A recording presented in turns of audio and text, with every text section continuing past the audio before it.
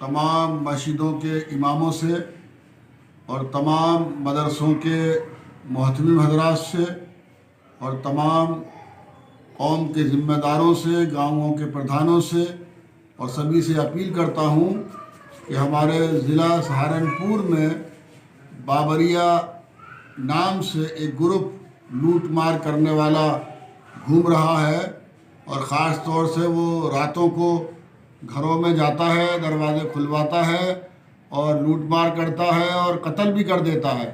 बस औकात वो पुलिस की वर्दी में भी आते हैं और कहते हैं कि हम पुलिस वाले हैं, दरवाज़ा खोलो।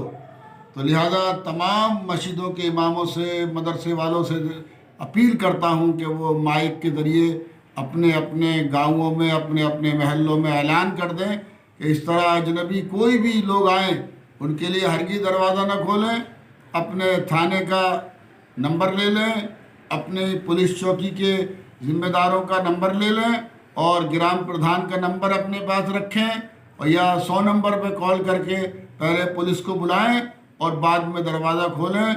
उस ग्रुप की या कोई भी इस तरह का व्यक्ति जो जानी माली नुकसान पहुंचाने का ज़रिया हो सकता है, जो है उससे बचने, खुद भी बचें और दूसरों को बचाने के लिए भी सतर्क रहें। ये मेरी आप सबसे अपील है। वस्सलाम। मौलाना मोहम्मद याकूब बुलंदशहरी, चेयरमैन ऑल इंडिया दीनी मदारिस बोर्ड।